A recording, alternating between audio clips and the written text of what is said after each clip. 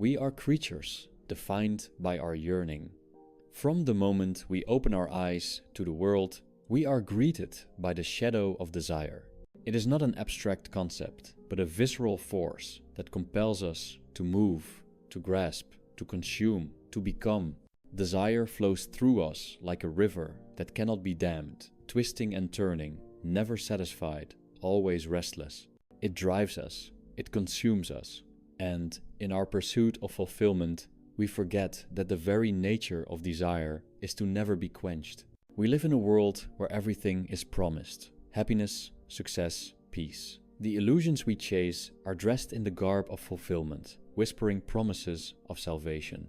And yet, no matter how many victories we claim, how many goals we meet, we find ourselves no closer to peace. The horizon always shifts further away, and each step forward leaves us feeling more empty, as if the distance between us and our own essence grows ever more insurmountable. It is easy to mistake these desires for the essence of our being. We believe the pursuit of success, the conquest of goals, the accumulation of riches will somehow fulfill us. But in the moment of attainment, when we touch what we thought we wanted, we find that it is but a shadow. It has no substance. It is as fleeting as the wind, slipping through our fingers, leaving us cold and unfulfilled. We have all been promised that the pursuit of happiness is the highest good, yet every pursuit only leads to another. The moment we seize one illusion, another is born, and we are once again driven, once again chasing. We are, by nature, travelers without a destination. The more we strive, the further we drift from that which we seek. The deeper we reach into the void, the less we grasp.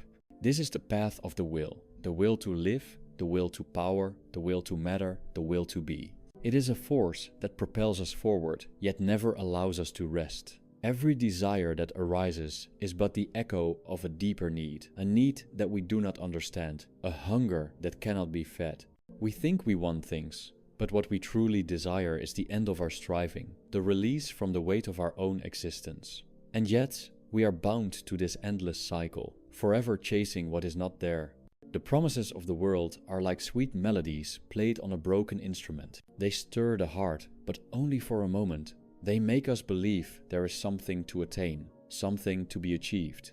But in the silence that follows, we are left with the empty echo of our own desires. Still hungry, still yearning, still reaching, and yet nothing changes.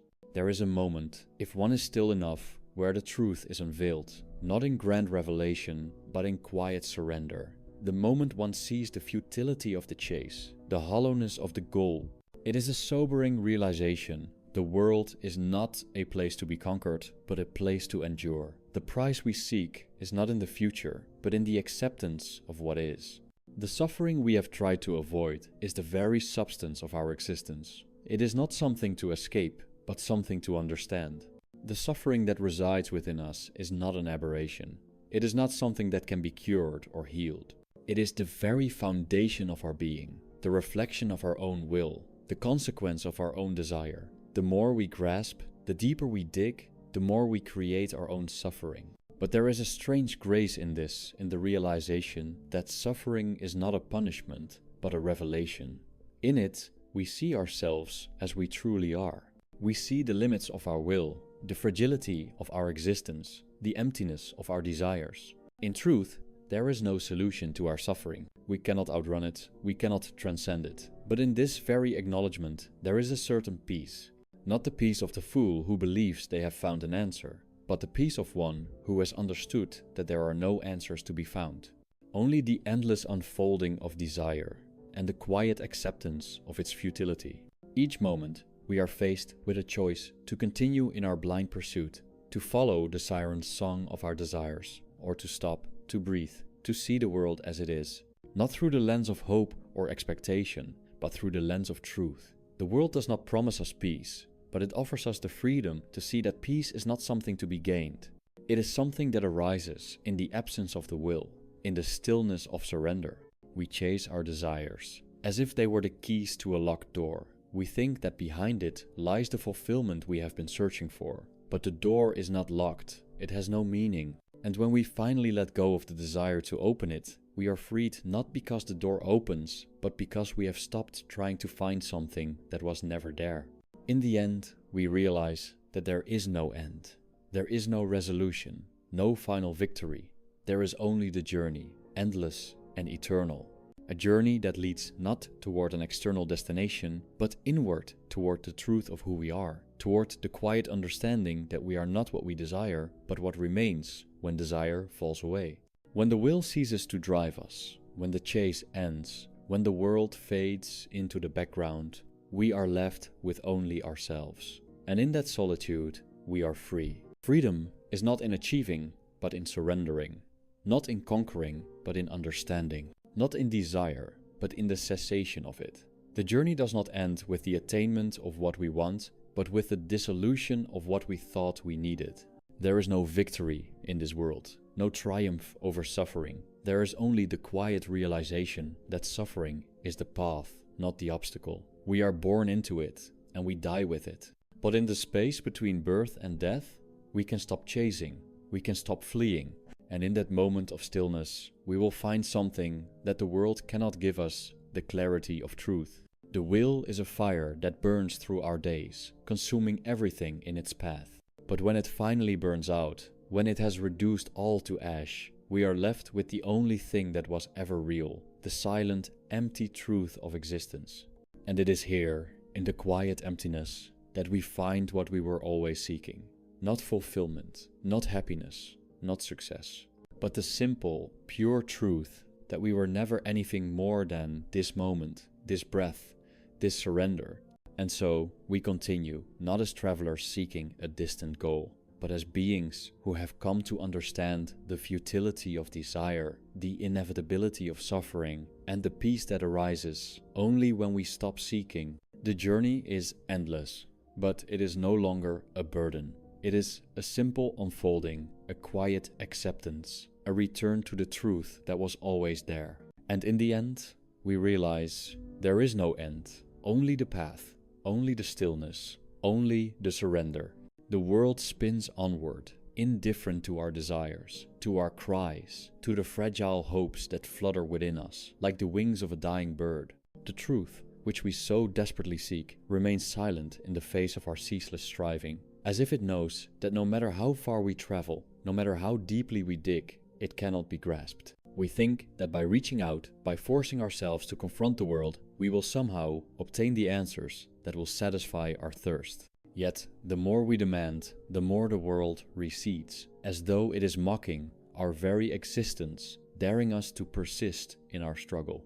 Each desire is born from the void, a void that cannot be filled, a void that only deepens with each attempt to satiate it. We pour ourselves into the pursuit of things, thinking that they will define us, thinking that they will grant us meaning.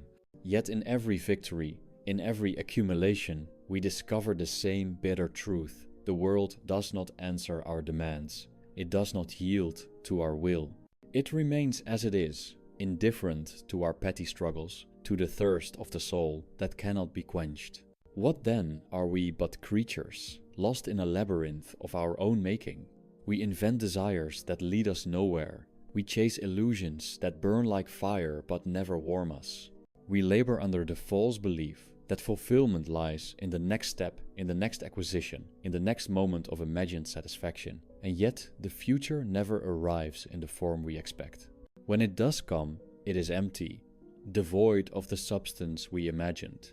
It is a cruel trick played by the mind, a delusion spun from the thread of our own will. But it is not the future that has failed us. It is the very nature of the will itself. The will that drives us forward, that propels us into the unknown, is the source of our suffering. It is the will that deceives us into thinking there is something to attain, something to achieve. But what is there to achieve when every achievement is fleeting, when every success fades into the background of the next want? We are prisoners of our own desires, forever bound to a cycle that leads nowhere but to more wanting. And so we chase and we grasp, as if the act itself will bring us peace. But peace is not found in the chase. Peace is not found in the attainment of our desires. It is not found in the acquisition of the world's fleeting rewards. Peace is found only in the moment we cease to chase, only when we recognize the futility of our striving and allow the stillness to envelop us. And in that stillness, we see the world as it is, not as we wish it to be, not as we imagine it could be, but as it truly is, indifferent, silent, and forever beyond our grasp.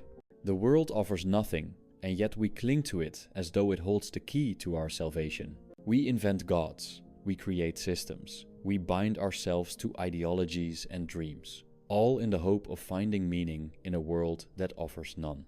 And yet, it is in the absence of meaning that the truth is revealed, not in the construction of elaborate illusions, but in the quiet acceptance of the emptiness that underlies everything. We are born into this world not to find meaning, but to witness the absence of it. We are born not to triumph, but to endure the endless churn of desire, the endless cycle of striving, the endless hunger that cannot be sated. It is not failure to be caught in this cycle, it is the condition of existence itself. We are all prisoners, all wanderers, lost in a desert of our own making, forever searching for water where none exists. And yet, in this very search, we are revealed to ourselves. In our attempt to escape the emptiness, we find the only truth that matters, that we are the source of our own suffering, and that this suffering is not a punishment, but a mirror. In this mirror, we see the futility of the will. We see that it is not the world that must change, but our relationship to it. We see that we are not defined by what we achieve or possess, but by the quiet surrender to the reality of what is. And in this surrender, there is freedom, not the freedom of the fool who believes they can escape suffering, but the freedom that comes with understanding its nature. The freedom that comes with no longer chasing the world, no longer seeking to bend it to our will. This is not a victory, for there is no victory in the realm of the will. There is only the cessation of striving, the quiet acceptance of our place in the universe. A place that is not defined by success or failure, by gain or loss, but by the simple fact of our existence. And in this simple fact, we find a strange peace, not because the world has become what we wish it to be, but because we have stopped wishing for it to be anything other than what it is. It is a peace that comes not from triumph, but from understanding, not from achieving, but from letting go. A peace that is born in the heart of suffering and which grows only in the absence of desire. For as long as we remain prisoners of the will, we will remain trapped in the cycle of suffering, forever chasing what we cannot attain.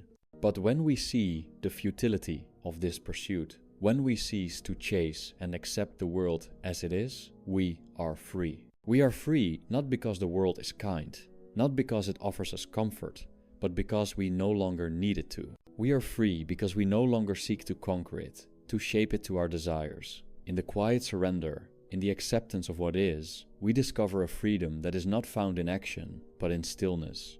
And it is in this stillness that we find the only peace that is real. Not peace as the world defines it, not peace as a reward, but peace as the natural state of being when the will has quieted, when the chase has ceased, when the desire to become has faded into nothingness.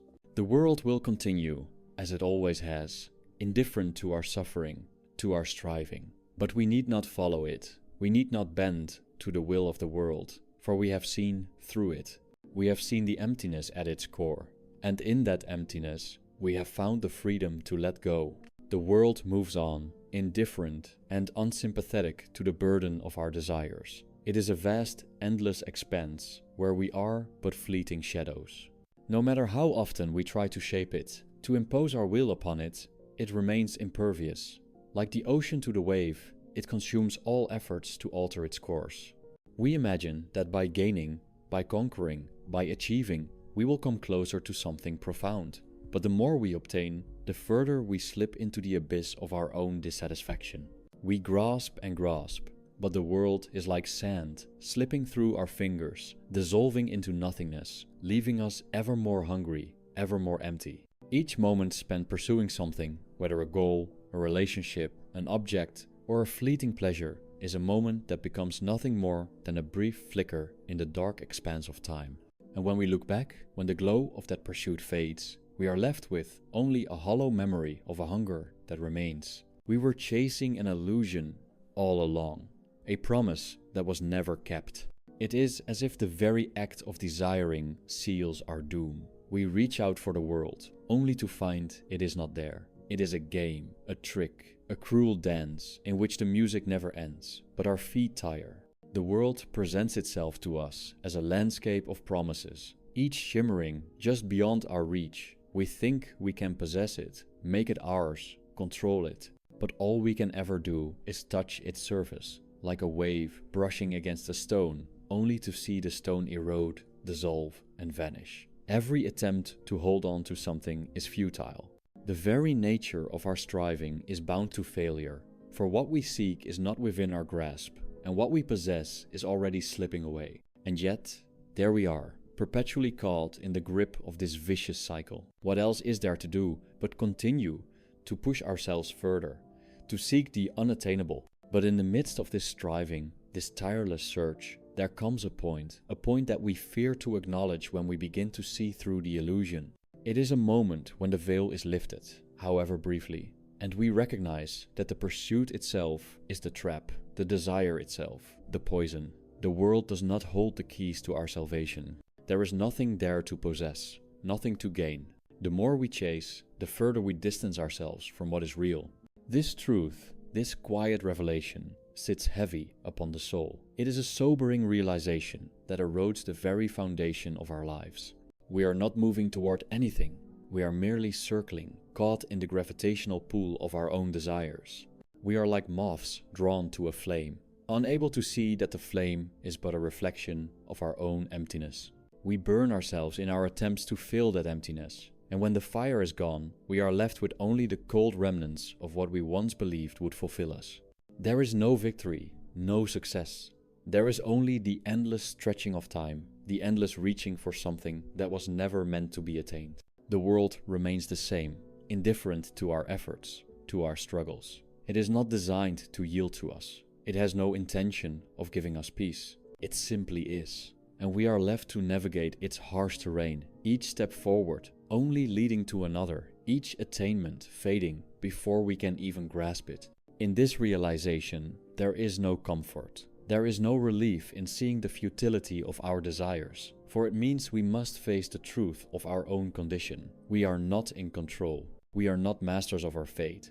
We are creatures of will, endlessly striving, endlessly wanting, and in that want we are condemned. There is no salvation to be found, no sanctuary in the world. We will never reach the end of this path, for there is no end. We are caught in a cycle that is beyond our ability to break. But there is, in this tragic awareness, something else, something that offers a strange, uncomfortable kind of peace. It is the peace of seeing things as they are, without illusion, without hope of transcendence. It is the peace that comes from letting go of the false promise of satisfaction, the peace that arises in the absence of desire. Not the peace of the contented, but the peace of the awakened. A peace that is born of resignation, not hope.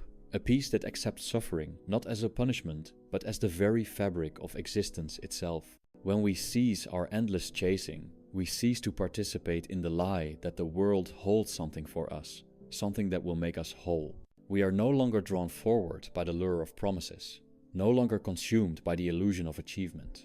We see that the world is not a place of fulfillment, but a place of passage, a place where we endure, where we exist without reason or justification. We realize that the pursuit of happiness, the pursuit of success, the pursuit of meaning, all are illusions. And in the face of this knowledge, there is nothing left but to simply be. To exist without clinging, without grasping, without seeking. And it is here, in this acceptance, that we find the bitter sweetness of truth. The world will never give us what we seek, for it does not have it to give. The world does not exist to fulfill our desires. It exists simply, without reason or intention, and we, in our blindness, have mistaken our desires for our essence. We have mistaken our striving for the meaning of life. And yet, in this understanding, we are released from the prison of our own will. We are no longer bound by the chains of expectation, no longer driven by the need to possess, to conquer, to become. This, then, is the ultimate realization, that the more we strive, the further we are from peace. The more we chase, the more we miss. The world will never fulfill us, for the world itself is an illusion. The only truth lies in the quiet surrender to the emptiness, to the cessation of desire. It lies in the recognition that the will, in its ceaseless motion, is the very cause of our suffering. And when we stop, when we cease to chase, when we let go, it is then, and only then, that we discover the strange and paradoxical peace of being. Not the peace of those who have conquered the world, but the peace of those who have seen through it, who have recognized that there is nothing to conquer, nothing to possess, nothing to gain. The world continues, indifferent to our suffering, to our striving. But we no longer need it to be different. We no longer seek to change it, for we have seen that there is nothing there to change. There is only what is, and what is enough. It is enough in its emptiness, in its silence, in its quiet indifference. In this, we find freedom not from the world, but from our need to change it. Freedom from the illusion that we can ever fill the emptiness. And in this freedom, there is peace. And in this peace, we fade into the stillness of what is. There is no victory, no triumph. There is only the truth that we were never meant to be more than this moment, this breath, this simple existence. The world spins, indifferent to our plight. We walk its surface as if it holds answers, as if it contains something of value. But the longer we walk, the more we come to understand that it is empty, that the surface is all there is. We arrive with the belief that meaning lies within it, only to discover that meaning itself is an invention of the mind, something we project onto the world in our desperate search for solace. But the world does not offer solace. It only offers what is, and that is not enough. We chase meaning, but meaning flees from us, like a phantom, always just out of reach. We fill our days with activity, believing that in doing so, we can carve a place for ourselves in a universe that does not care. We create stories, we build lives, we pursue goals, and in each of these, we seek validation. As if by attaining something external, we might quiet the restless storm within, but we never do. The more we attain, the more we become aware of what remains. An unshakable hunger, a void that cannot be filled by the world, by the success we so eagerly chase, or by the praise we so desperately seek. And so, we fill the hours with distraction, with the promise of future joys that will never come. We deceive ourselves into believing that there is something beyond the horizon, something just beyond our reach, something that will deliver us from the pain of existence. But the horizon shifts every time we near it, and we remain where we are standing on the same ground, staring into the same vast emptiness. The chase continues, and with it, the suffering. We become like travelers on an endless road, convinced that the end lies just ahead, that fulfillment is one step further.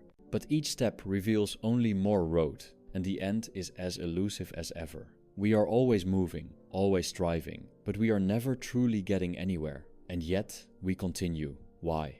Because the will compels us to do so. It drives us forward, as if by force, as if to deny, it would be to deny our very existence. We are not free. We are prisoners of our own desires, slaves to a will that does not allow us rest.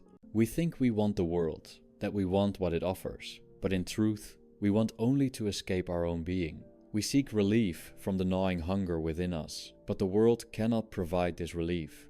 The world is not designed to grant us peace. It is designed only to be indifferent, silent, and constant. And yet, in our blind pursuit, there is a strange grace. We see, even if briefly, that the chase itself is the root of our suffering. We begin to understand that the very act of desiring is what binds us. It is not the world that traps us, but the illusion that we can attain it. The suffering is not an accident.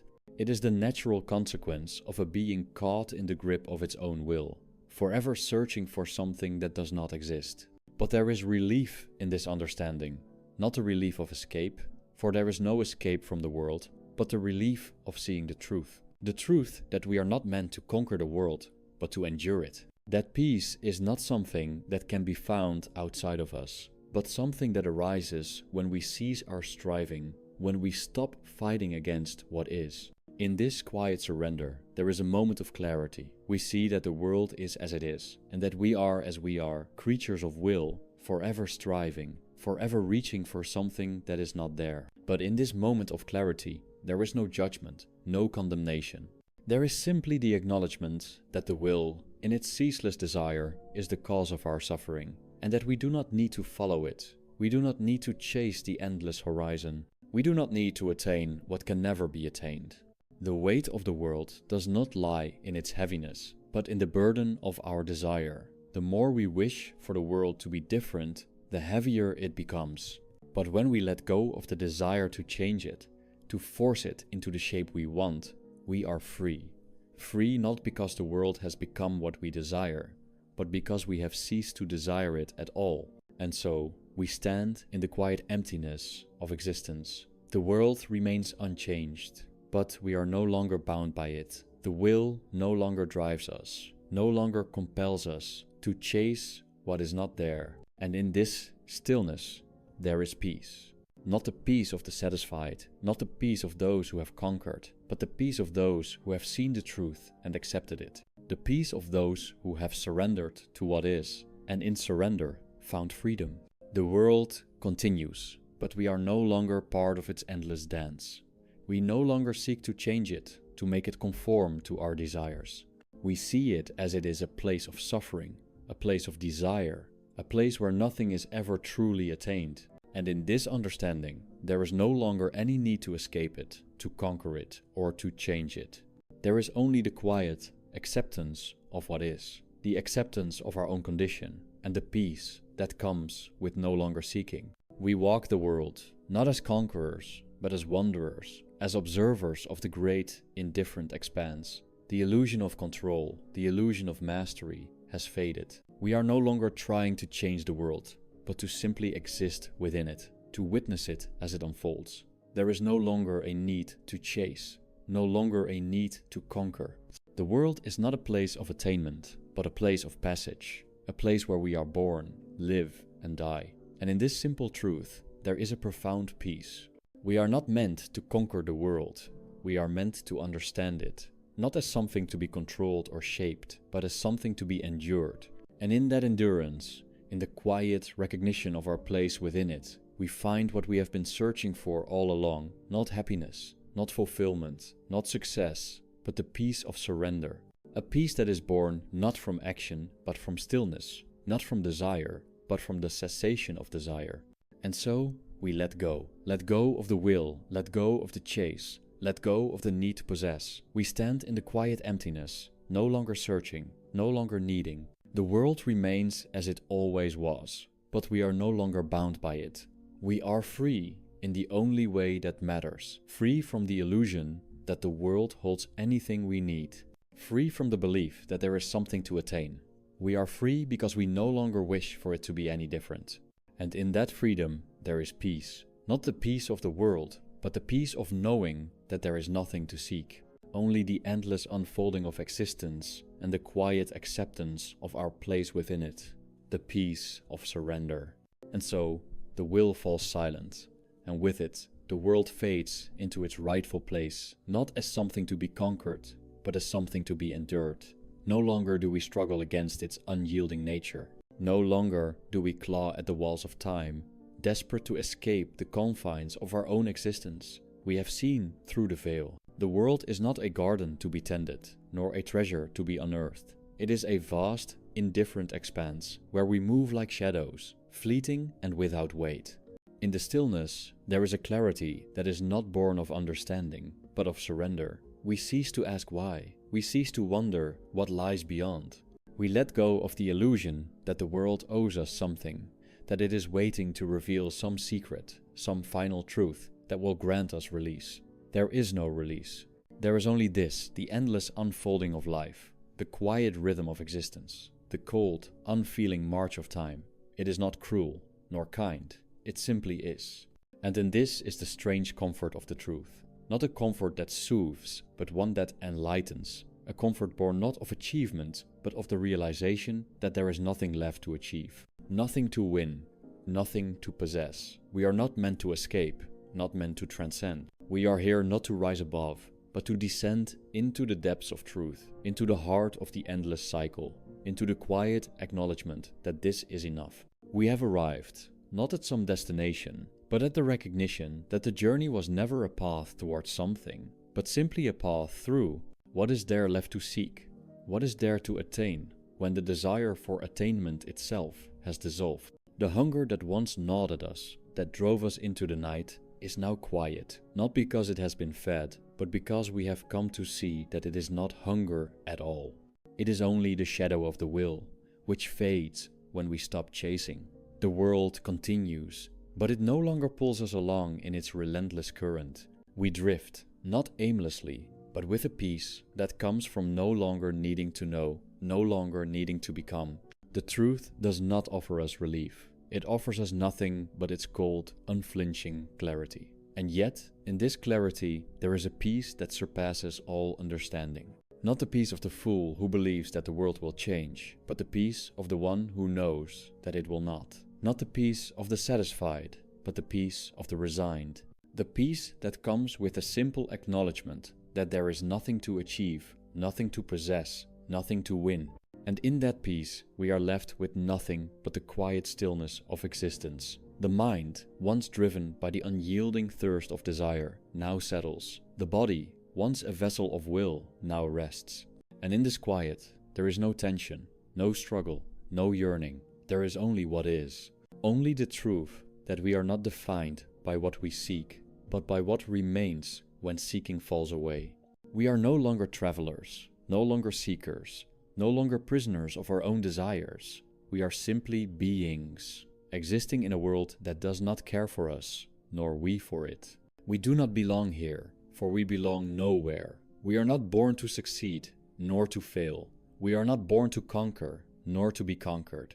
We are born to witness, to endure, and in that endurance, we find a strange and simple beauty. A beauty that does not ask to be recognized, but that exists simply in the fact of its being. The world moves on, as it always has, indifferent to our suffering, our joy, our struggle, our triumph. But we, who have seen through its illusions, are no longer part of its game. We are free in a way that cannot be explained, free not because we have conquered, but because we no longer seek to conquer. Free not because we have attained, but because we no longer care to attain. The suffering that once seemed unbearable is now nothing more than the pulse of existence, and we have stopped fighting against it. We have stopped trying to change it, to bend it to our will. It simply is. And in this simple truth, we find our rest, not the rest of the body, but the rest of the soul. The rest that comes when we cease to chase the impossible, when we cease to believe in the lie that there is something more. We are not at the end, nor at the beginning. There is no end, and there is no beginning. There is only this moment, and this moment, and this one, forever unfolding in the quiet, unfeeling silence of truth. The will has fallen silent, and in its silence, we have found what we were searching for all along. Not fulfillment, not happiness, not success, but the strange and simple peace of no longer needing anything at all. And so we dissolve, not into triumph, but into quiet surrender. We dissolve into the stillness, where the will no longer speaks and the world no longer calls. We are not free because we have escaped. We are free because we no longer need to.